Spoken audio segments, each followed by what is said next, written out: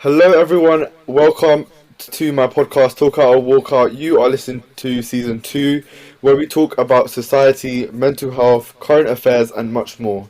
With the same concept, just a little different layout. This season, not only will I be educating myself, but also be educating you guys with me. We will be joined by very special guests every single episode. Today's very exciting guest is my cousin Mansi. Mansi is an amazing role model to me and has been exceptionally successful in giving me amazing advice and never failing to impress me with her ever-growing knowledge of this world. So without further ado, I welcome to you guys Mansi. Welcome to my podcast, Mansi. How are you? Hello, I'm really good, thank you. I'm really enjoying the weather today and I'm doing well. How about you? Yeah, I'm good. I'm good. I'm enjoying this weather as well. Um, I know you've been so busy recently. And I know you've been having fun, but also doing so many enjoyable things. Um, let's dive into some things you've been doing over the past few weeks. Yeah, definitely. I'm currently getting stuck in with a new job that I've started in How's climate that change. going? It's going really well and really exciting working with earthquakes, typhoons, floods and wildfires and stuff. And I'm learning tons every day, so I'm loving that and it's Wow. keeping me very occupied. And I also had a 2 years late graduation ceremony last week, which finally happened. So I was glad to be able to celebrate that achievement, no matter how delayed Yeah. it was. Um, yeah, those have been two big things that have been keeping me busy. Okay. Tell me how you've been mentally recently. Have you been able to keep yourself going well, or have you had struggles with keeping yourself mentally well, active, stuff like that? I found that recently I've been doing okay, but that only Hmm. comes from making an active effort to do all the right things to make sure that I'm doing okay. So I Hmm. found that making sure that I'm exercising is one thing that 100%, yeah. keeps me going because I Yeah. might not realize why I'm in a slump or why I'm Hmm. feeling a bit off, but Yeah. then notice that I haven't done any exercise for a few days and Yeah. it's subconsciously something that can bring me down if I miss. So Hmm. if I'm writing down the thoughts I'm having in the day or taking a moment every so often to check in with Yeah. myself Yeah. and remind myself that I'm doing quite I'm fine. Yeah. I think those are important things, and without them, I probably wouldn't be doing as well as I have been. So, yeah, Yeah. I think definitely been doing well, but only as a result of a conscious effort to recognize that I need to be always working on it. Yeah, 100%. I do agree with that. You need to be checking on yourself, staying, sporty, active, stuff like that. I feel like making Yeah. yourself do a little bit of exercise here and there definitely keeps you going.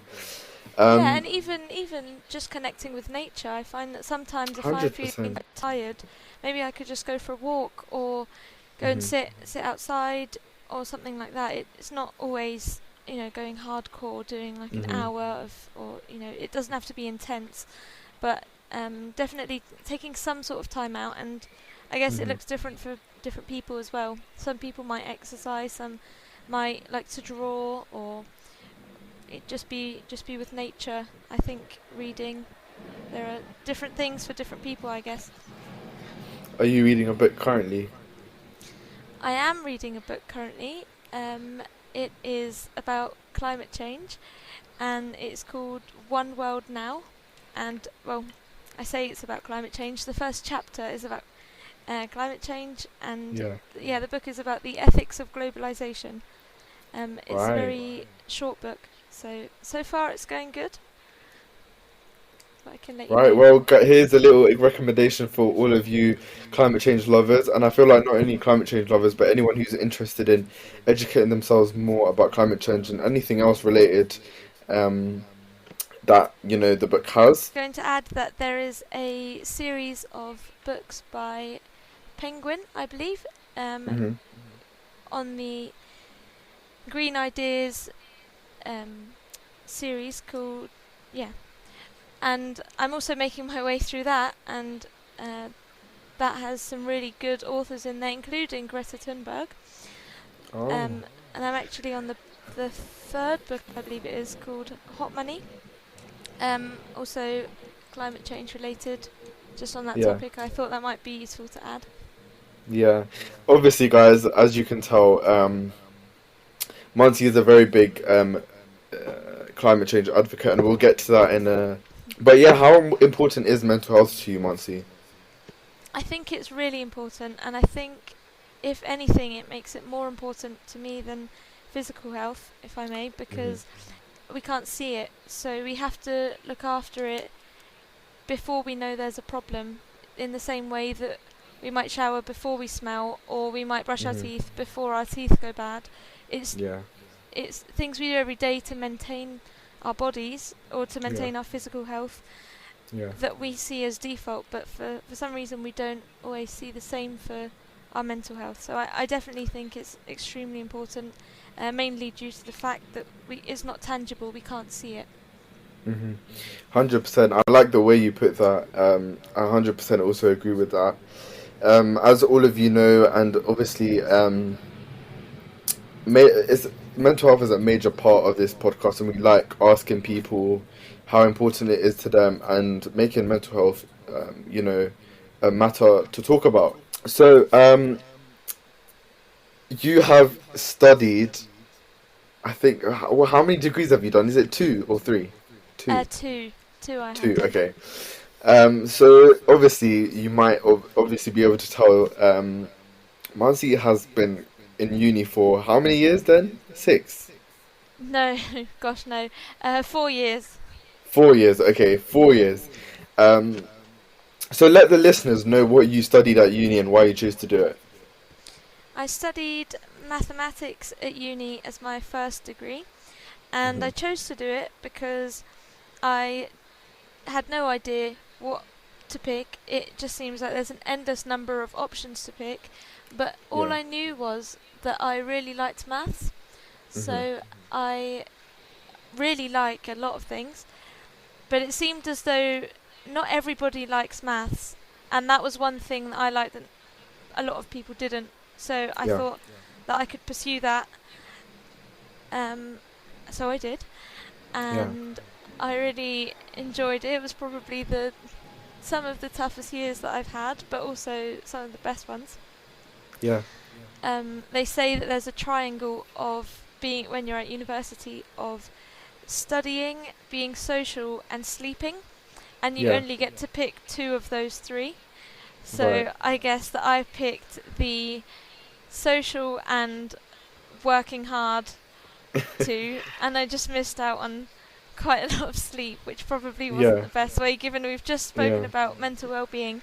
Yeah. And 100%. Yeah. actually, since then, I've really made a point to focus on things like sleep, because they're Hmm. obviously very important, and our body needs time to shut down. But Yeah. hundred my percent. Yeah. first, yeah, my first degree was maths, and I chose it because I enjoyed it, Yeah. and I was so keen to learn about everything we can do with it, because of Yeah. course a lot of people say they read maths questions in their exams and they think there's never going to be a person walking down the road with 32 watermelons and 15 dogs, and these maths All the questions always time. seem Yeah. to be, yeah, and they always say, well, I never used that in my life, but I was really keen to use it in my life, so I Yeah.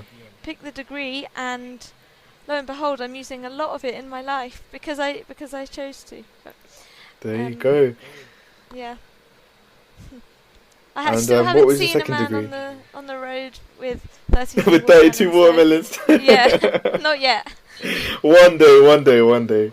Maybe I'll see you walking down the road now Maybe if I with can lots of hold, if I can watermelons. hold that many, if I Yeah, can hold that or many. I can see you wheeling down a truckload of watermelons. I'll be that man that made the maths question come true. Yeah, in the maths exams. Yeah, Vance was carrying 32 watermelons. Yeah, you'll make Um, it. but yeah, what was your second degree? My second degree was in global health, and I Hmm. chose this because I wanted to make an impact in the world. And whilst that might sound cheesy, and everybody wants to, and I guess No, of we course all not. do, we all do make an impact, I guess, in the world Yeah. in our own way. But I Hmm. felt like my profession should play a role in that because Yeah.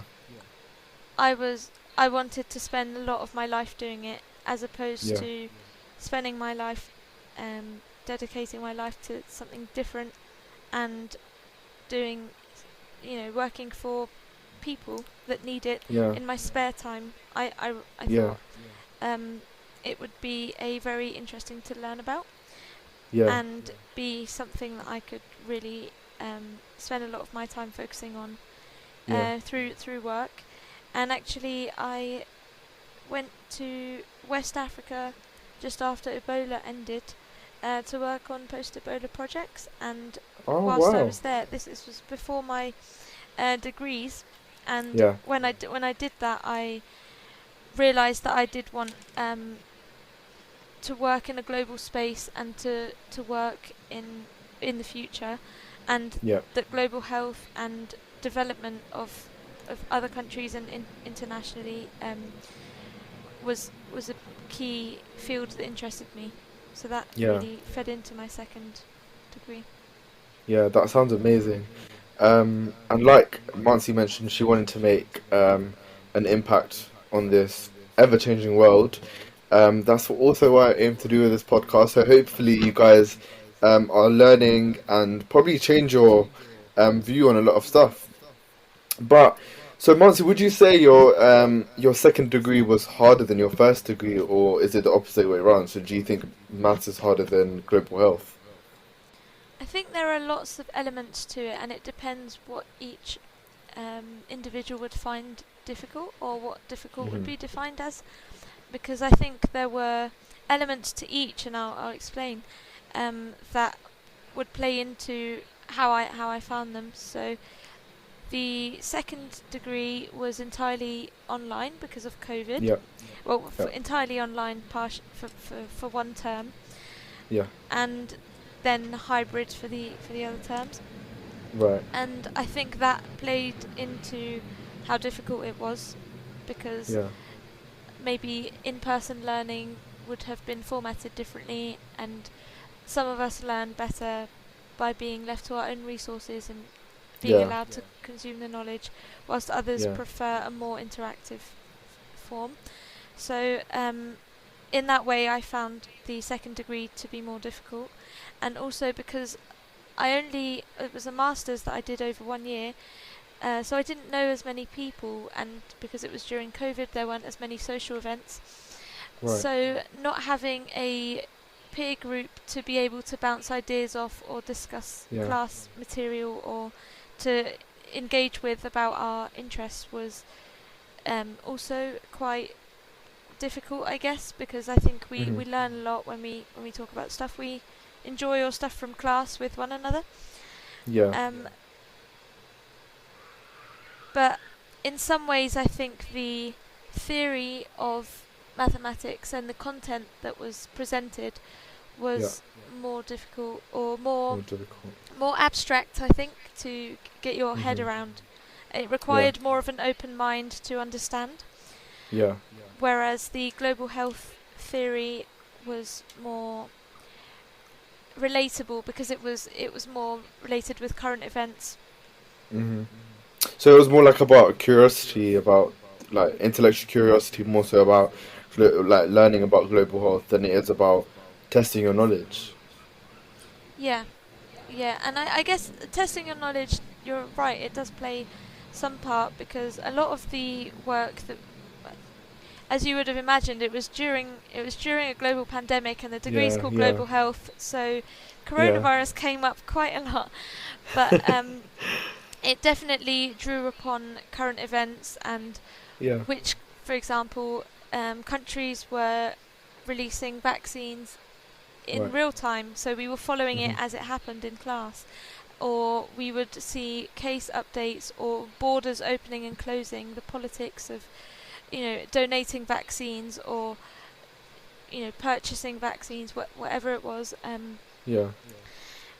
or sharing research or, um, you know, in real time. So it definitely required some level of testing your knowledge in what you're picking up in current affairs and bringing it to the Right. classroom and applying the theories that we learned to it. Right. That is amazing. I feel like I'll probably be drawn to do something in the global world someday as well. Maybe take a. How long was your second degree then? Was it a year? Yeah, it was 1 year long, but by that I guess it means about 9 months, and that Right. was a difficult element of the degree. How quick it was. You really Yeah. don't have all the time to get stuck in and slowly start diving into subjects. You must hit the ground running. But Yeah. we're lucky in the UK, I guess, with that because most master's degrees around the world are 2 years long, whereas Yeah. in the UK they're 1 year long. So a lot of people come to the UK for it, but that of course means that it's the same amount of content crammed into about 9 months. So Yeah. if you have the capacity for it, I think a 1 year master's is quite a good one. Right. That's amazing advice. But yeah, I'll probably do something related to global health as well one day. But my another question I have, would you ever consider maybe like a third degree ever in your whole lifetime? Not anytime soon, but sometime in the future. Yeah, I definitely think so. I remember as a child, I would be one of the few people that loved school, and I know a lot of people hated it. I was quite a nerd as a child, and I guess I still Yeah. am. And I remember that my biggest day of my life was going to be graduation because I loved school so much. That was the one thing that I just really enjoy learning. Yeah. And I think that it would be a PhD. I guess that's the next step. Um, Wow. but I don't know. I may or may not. But I think that climate change, or yes, I think climate change would be a good topic to delve into should I choose to do another degree. But nothing on the cards just yet. Just yeah, okay. Do Yeah. you know where would you like to study then? In the same universities or like have a go at a different university? Well, at the moment, I have studied at the University of Exeter and the London Hmm. School of Economics, and I think that depending on the subject, Yeah. I would pick the university, and depending on whereabouts I am in life. But Yeah. I think the University of Exeter could be good if I pick maybe a renewable energy subject, or Right. maybe I'll seek to explore a different part of the world for it. Hmm. What uni would you say was it was better in terms of giving you opportunities? I think that the University of Exeter was better Hmm. with support for students, and this comes back Right. to the well-being part that we discussed. Yeah. That they were extremely, extremely um, supportive with and any solutions, any advice, or Yeah. any help that they could give. Yeah. And having spoken with a lot of my other friends at different universities, I found that the University of Exeter was really good, um, and better than a lot of what other people had. Yeah. But so I felt fully equipped in that way to go out and seek opportunities and to keep looking. Yeah. Um, and I think the London School of Economics is more well known in the world, so Yeah. a lot of opportunities from maybe well known companies that I've received were due to the name of the university, um, Right. for London School of Economics. So as the name brand, I guess you could say, um, the London School of Economics, because it is known by more people and more Yeah. organisations around the world. This episode is sponsored by Anchor. If you haven't heard about Anchor, it's the easiest way to make a podcast. Let me explain. It's free. There's creation tools that allow you to record and edit your podcast right from your phone or computer. Anchor will distribute your podcast for you so it can be heard on Spotify, Apple Podcast, and many more. You can make money from a podcast with no minimum listenership. It's everything you need to make a podcast in one place. Download the free Anchor app or go to anchor.fm to get started. I feel like, obviously, you've said so many benefits of going to Exeter, but I feel like when you look at the name, obviously LSE attracts you so much. It's probably, what is it? It's in the top 10, is it? I In the haven't UK? been updated with the league tables for a while now, but I Yeah, think it's somewhere up there. But I yeah, think it's more well known for its postgraduate courses, so yeah.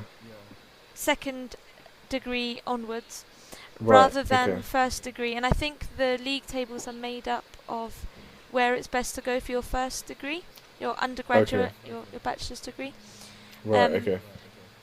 but I understand it to be quite well known, quite high up in the tables. But I'm Yeah, not up to date with it at the moment. yeah, yeah, 100%. Um, and um, did you study abroad then? Yeah, somewhat. Yeah, I studied Spanish abroad. Right, how did that go? That was brilliant. I enjoyed it so much. I went back a few times, Yeah, and it just gives you a different perspective on life to be living in a different country. So yeah, I spent quite a few months there last year, yeah, and to set up a life for yourself when the language isn't one that it's not your mother tongue, it's not your yeah, language that you're very comfortable speaking. It's the yeah, language 100%, that yeah, you're familiar with and understand, and that's it. yeah, Um, a culture that might be new to you, and actually, I remember the first time I was going. You phoned me when I was on the plane, and I couldn't answer because yeah, I just sat down and I put my seatbelt on, and I was just about to lift off, and yeah. my phone started ringing, and I thought I can't text him now because we're about to leave. But I then called you a few days later when I was in Yeah, Spain. But just a funny memory now you mention it of that. that's so ironic. Yeah, what are the chances, huh? I know. But yeah, I Wow. think it gives you a new perspective when you don't know anybody in the entire country. Yeah, You could be more confident with the language. It's not something you're super well versed with, and also the culture is totally new to you. But yeah, I think there's always two ways to look at things, and it could be seen as an opportunity, and all this world out there, and it's your chance to explore, or it yeah. could be quite nerve-wracking. And I definitely saw it as an opportunity, and I think that I got a lot from it because of that. I definitely feel like studying a few months in Spain to um, learn Spanish, not learn Spain. Um, it's pretty interesting. I feel like I would Yeah, definitely look into that as well. And I think anybody it's else who wants to do it as well can. yeah, yeah, definitely. I was going to say the same thing then, that I think it's really important that you said that you picked it, because it was something that it was always going to be kind of easier for you, and I guess Yeah, it comes from your interest in it. yeah, That if it's something that you're interested in, then by default you're going to find it easier, because when hundred it gets percent. hard, because I imagine it might have got hard at some Yeah, point when you were studying it, or maybe it will in the future. The only thing with any subject, I guess, when it gets hard, because they all do at some point, the only thing that keeps you going is the fact that you picked it and you wanted to do it.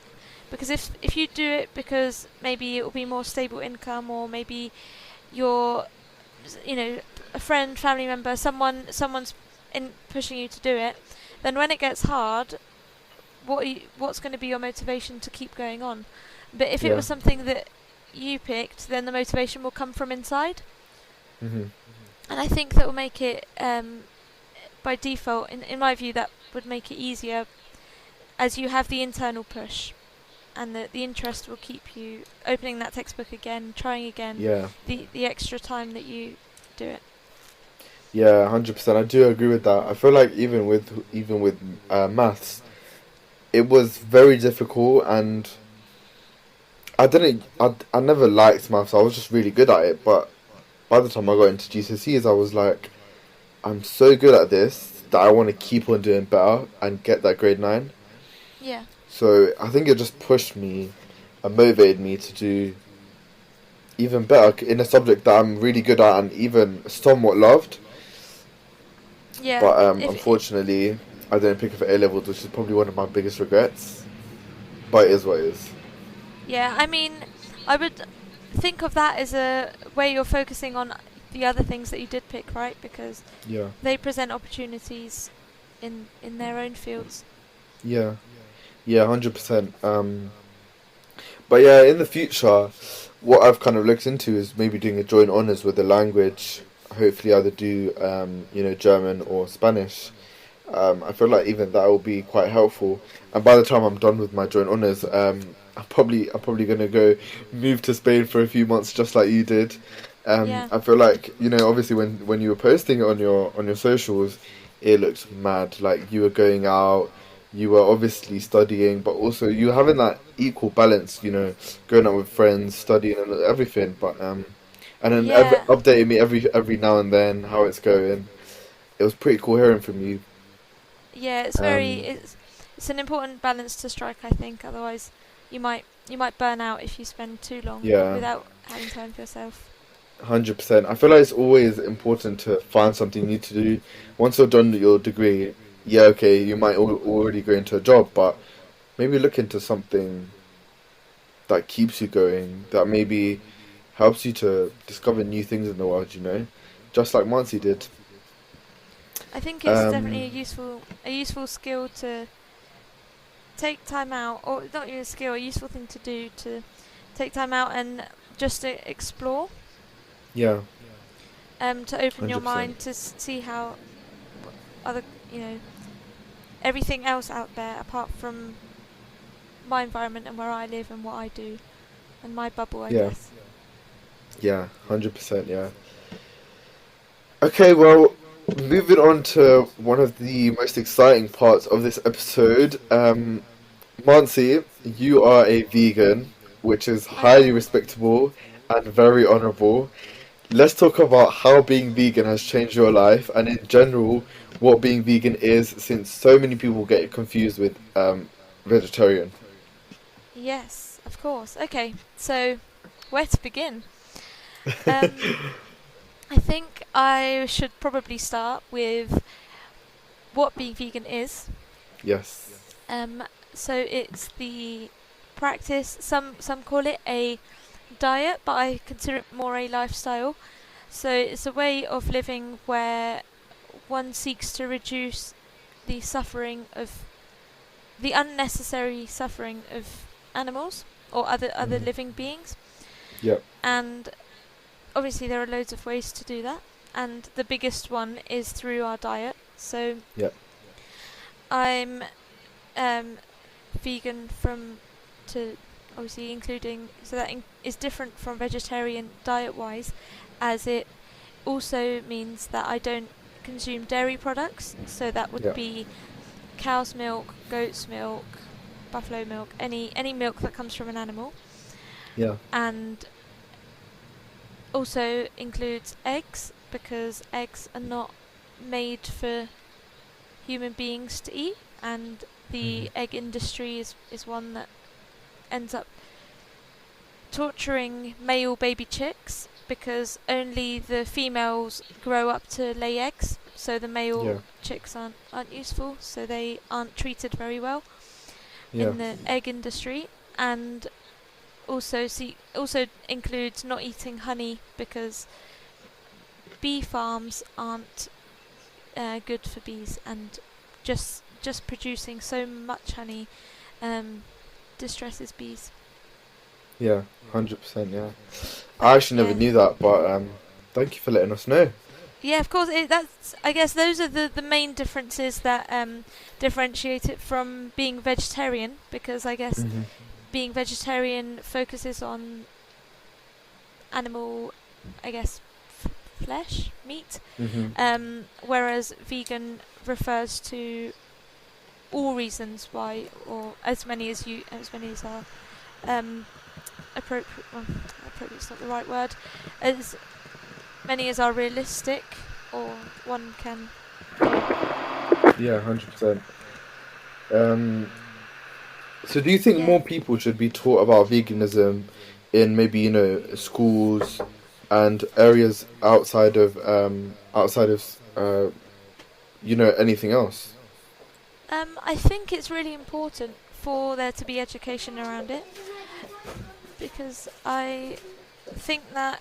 But I mean, I went vegan because I wanted to. It was a sustainability choice for me initially. I knew that the animals weren't being treated very well, but I initially chose to go vegan because of the sustainability, and that it was a lower carbon footprint, a lower water footprint than a meat diet. And I think that purely that reason would be why I think there is a need for more awareness to be spread around it, Yeah, because it would be better and kinder for the planet more than anything else yeah, if we sought to do that. yeah, 100%. And Yeah, also I think it's important to know where our food comes from. And I mean, this might be very vegan of me to say, but there's a reason that there aren't big walls up around strawberry farms, but there are big walls up around slaughterhouses, right? So if there wasn't anything to hide, they wouldn't be out in the middle of nowhere with big walls up around them and secretly producing meat. So I think that it's important from an awareness perspective for everybody to know where their food comes from. Just simply that reason, and it's up to 100%. everyone to make their choice on that. Yeah. Do you know how many people you've either turned vegan or put on the, vegan lifestyle? I don't know. I don't know how I feel about turned vegan, because I haven't actively tried to convert anybody. Or But if I influenced. feel, if I feel something, I tend to say it. So I think that has planted a seed in a few people's minds. Yeah. But I don't have an idea of a number. I do know that I talk about it when I think about it, and I think about it quite a lot. 100%. So I do tend to share it when it comes up. So I think that a lot of people have been exposed to what I have to say. Yeah. Whether that has put a, I love to have a discussion about it if the person I'm speaking with is interested. So 100%. I know that I've spoken about it with a few people, but I don't know how far that's gone with anyone. Yeah, 100%. Correct me if I'm wrong, from what I know, your mum and your sister are vegan, right? My mum is, yes. Yeah, okay. And surprise, surprise, so Mansi's mum is my auntie, and she actually, although she's a vegan, she turned my dad vegetarian. So my dad used to love eating chicken, and she actually turned my dad vegetarian, which was, me and my whole family thought that was absolutely impossible because my dad loves chicken. But I think he had one conversation about meat production and like a video your mum sent to my dad, and immediately it turned off a switch in his head. He's like, I'm not eating chicken no more, and since then he's never turned back ever. He's never had any meat. That was something when my parents told me. So just for context, my family has eaten meat for ever since I remember. I was born as a meat eater. My mum was born as a meat eater. My mum actually grew up for a while in her childhood. She actually grew up on a chicken farm. So for her to not eat meat now is a a big thing too. And I just want to say that your dad would always, whenever there were gatherings, would always make a point to highlight that he loves meat and that he would never be the type of person to stop eating Exactly. it. So it was a really big change, but I do think it comes from the people themselves. It comes from within. Mm. There's nothing there's nothing I could say to turn you vegan, as it were. There Yeah. would be, maybe we could be a conversation that we had, but there'd be something that would stick with you, or something you say that would stick with me, and I Yeah. might go a few days thinking about it, and maybe I'll go and search something online, or Yeah. maybe speak about it with someone else, learn a bit more, and I think it comes from the inside. I don't. Yeah. I think that in that case with your dad's example, that it would be Yeah. his initiative and his thought process that allowed him to make the change. 100%. Yeah. Um, but yeah, one more thing actually. I think back in, was it 2 years ago almost? Again, correct me if I'm wrong. Muncie actually held a Zoom call with all all all her cousins, which I was very dearly invited to. And we actually did something very cool where we made, was it vegan pad thai? Ah, Or yes, it was during COVID. Yeah, it was yes, I think it was the it was the first year of summer. COVID. Yeah, it was summer of 2020.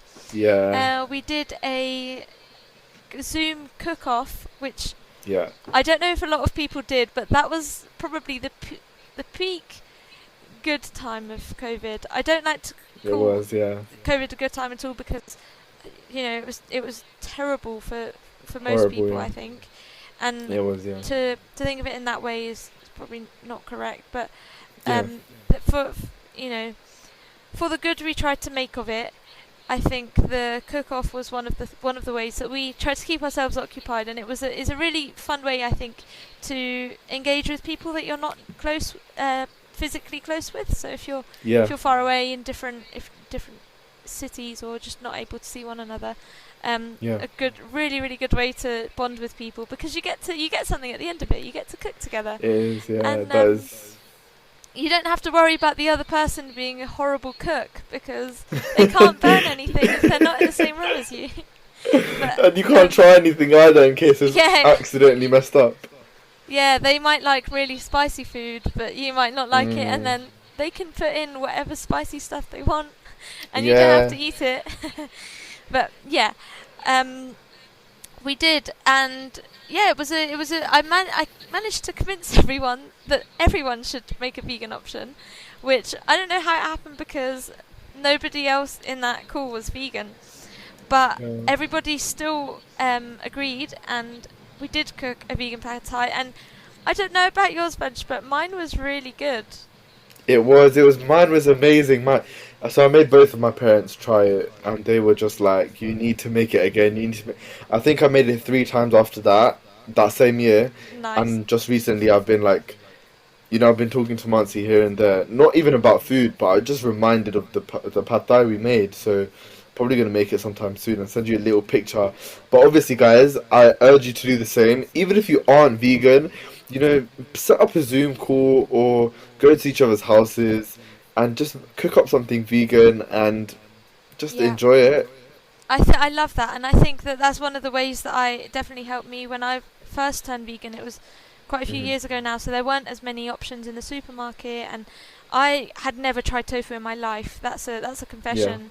You heard it here first. I'd never tasted tofu when I was even a meat eater or a vegetarian. Only when I went vegan did I, Yeah. and I didn't even try tofu for the first 3 years of me being vegan, because I was just scared, because everybody said it tasted gross. But Yeah. I've, since turning vegan, had the opportunity to try so many different fruits, vegetables, even Mhm. herbs. I've tried new herbs since I've turned, and Yeah. things like tofu and tempeh and jackfruit. I'd never tried jackfruit before, but now I have. And just getting in the kitchen, if you have spare time, it's such a fun way to discover what flavors you like and Yeah, make something for yourself. You don't have to make it for someone else if you don't want yeah, to, and that allows you to put in flavors that you want to eat. It's a really good way to explore new flavors, because then if you don't like it, you can then just drown it in Nando's if that's what you want, and then just eat it anyway. that's Like, so true. you just have a good backup option. And yeah, I definitely agree with you there. Cooking A on Zoom together and B trying out new things is. I know a Hmm. lot of people say that one of the barriers to them trying vegan food is they just don't like vegan food, or they don't know what they would eat. So Yeah, 100%. definitely experimenting, taking out a little bit of time, maybe in like one meal in the week or something, to just experiment. It's quite fun as well. Yeah, 100%. Even if you do anything like this, message me on Instagram and I'll be sure to give you some tips from Mansi. Yeah, And just send me some pictures as well. It'll be pretty cool.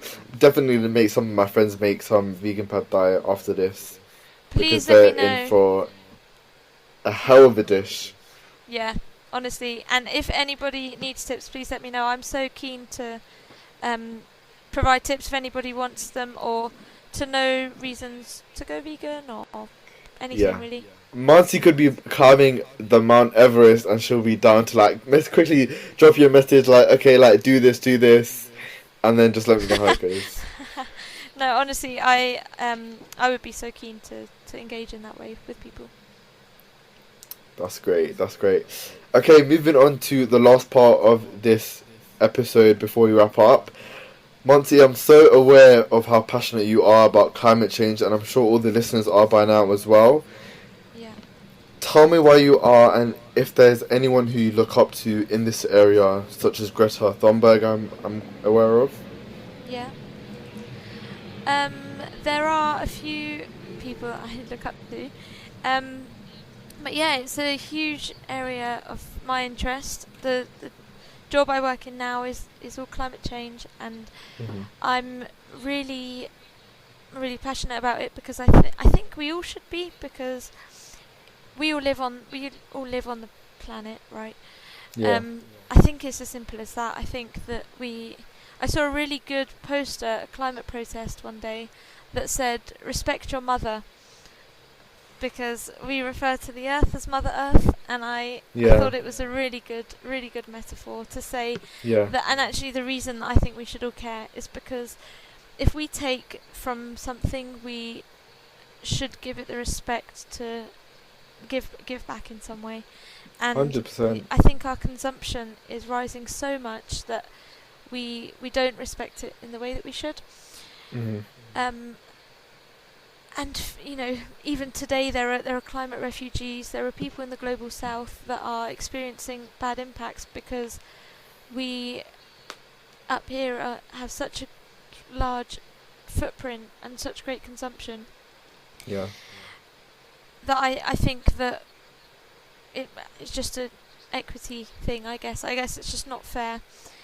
And even in the future, there will be people that have had nothing to, just like the people in the global south now, have had nothing to do with creating the situation we're in, but will be suffering entirely the impacts of it. And even us, I guess, I don't think it will be long now before we've already been seeing some impacts, but I guess they will Yeah. already be amplified in the coming years.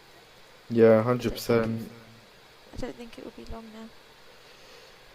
I feel like it's as time goes on, it's definitely becoming more difficult to draw back the all the factors we've given global warming and climate change and a reason to become so large.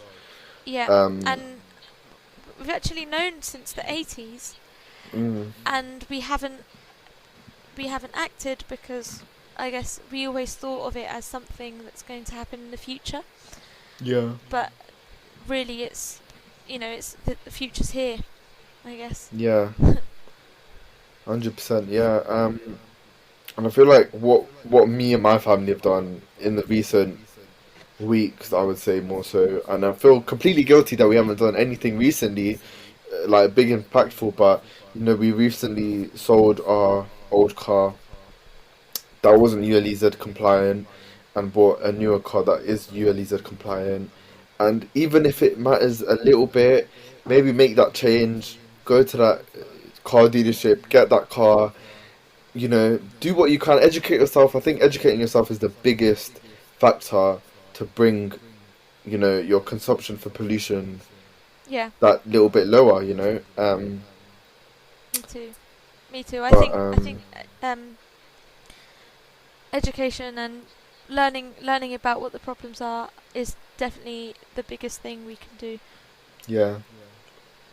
And I feel like even before speaking on a matter like this, what I like to do is before I share something on social media, like, when there was the abortion rights was going on or something very important about Yeah, climate change is going on, I don't immediately react to that post. I don't immediately repost it. What I do is I read that post properly. I go check the news. I go check some articles. I educate myself fully, and yeah, then I respect that post by reposting it or repost an article, because I don't really want to repost something that I've literally looked at for 5 seconds. yeah, And I genuinely never used to do this, but I think in the recent few months I've started doing it because I feel like if I'm reposting something and people aren't going to look at it unless it has a meaning behind it, yeah, um, yeah. and I And feel like once you do that with climate change, it'll make a big impact. yeah, I think you raise a really good point about researching a little bit more before we post it, because I guess if I post something that then, even if it's for the 24 hours that I post it, or if it's for people look at it for a few seconds, for however Yeah, long, that post yeah, represents me, even if it's for a few seconds, because I'm the one yeah, who's posted exactly. it, and people will see that I've posted it. Yeah, And if I'm going to have something represent me, then I'd like it to be at least factually correct, right? And yeah, I think looking up further before you repost is yeah, so important to make sure that you actually know what you're talking about when yeah. you're telling someone else. 100%. I do, but yeah, I agree with that. 100%. Because I guess nowadays people say anything they want, and it's very easily believed without it being fact checked, right? So it would be important to make sure that it's factually correct before you Exactly. post it. Yeah. Especially with all these celebrities, I feel like a lot of them just repost for the fact of not gaining hate or just getting out of the way.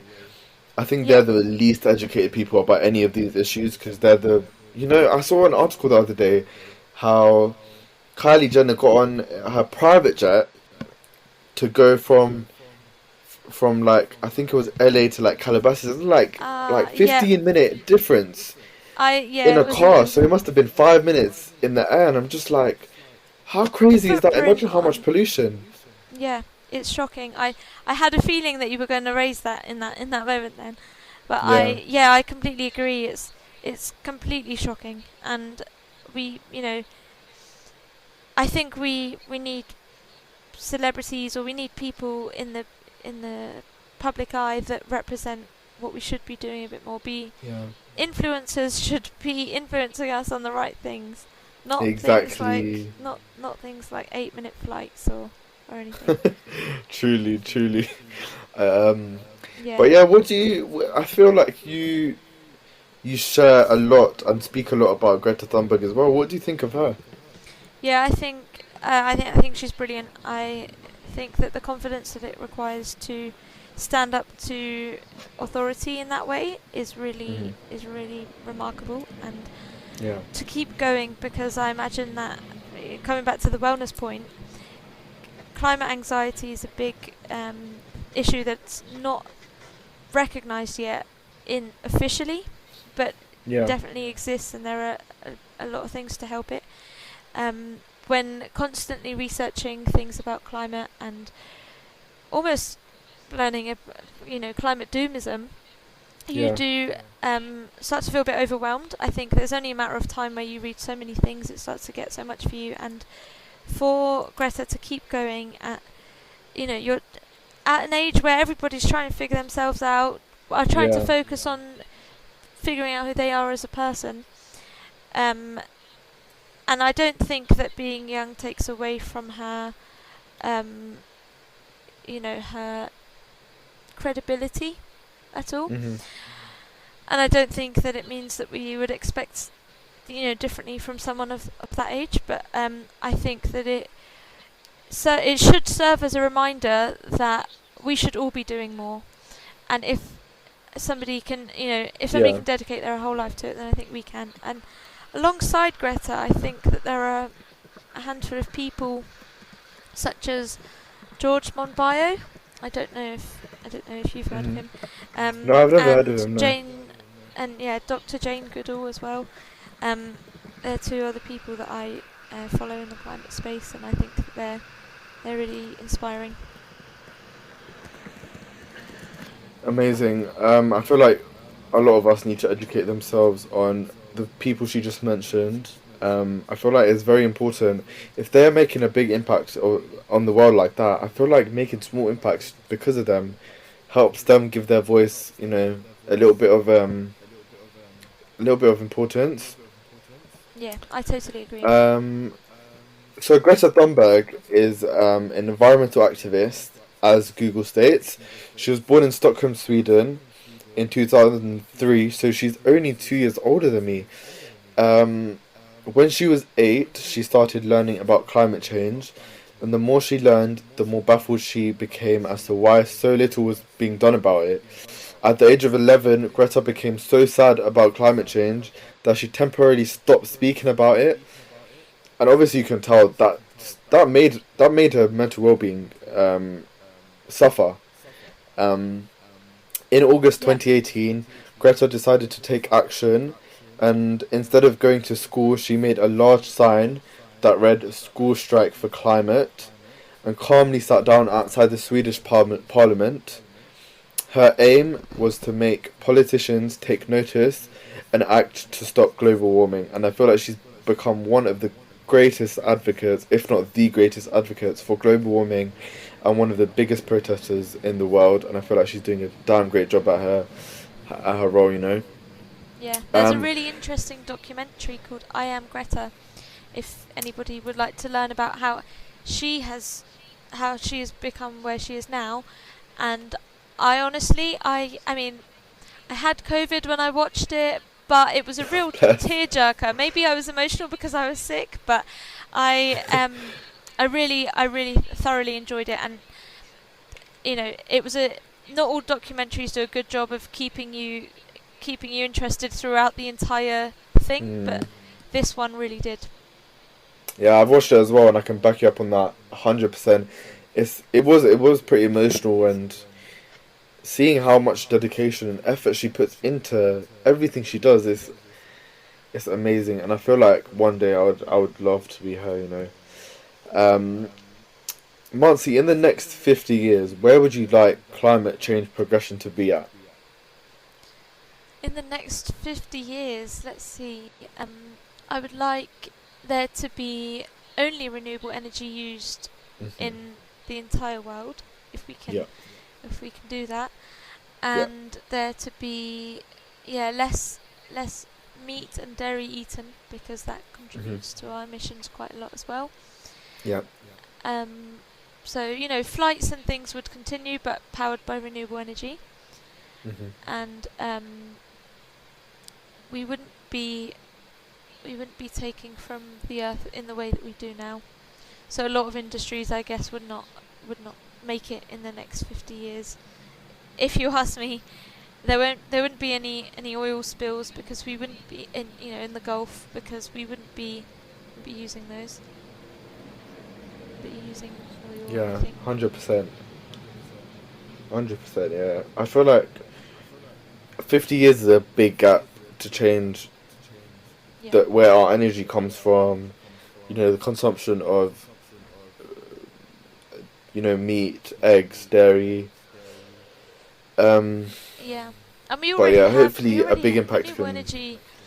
Yeah, it already exists, right? So it's not as though we're trying to figure something new out, because we already know how we can Yeah, make clean electricity. We just need to scale exactly. it.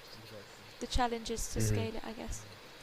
Yeah, although it's more expensive, I feel like it's a job that needs to be done. For the safety of Yeah, the and future it would only generation. be expensive in the short run anyway. It would just be the startup Yeah, costs, but it would pay yeah, for itself hundreds of times over. Yeah, Um, exactly. if we adopted it. Well, that's the end of our episode. I hope you all enjoyed it. I hope, Mansi, you've gotten a lot off your chest. I feel like even you have been wanting to get a lot of these stuff out into the world. Yeah, Um, I've been really looking forward to our chat. of course, it's been pretty.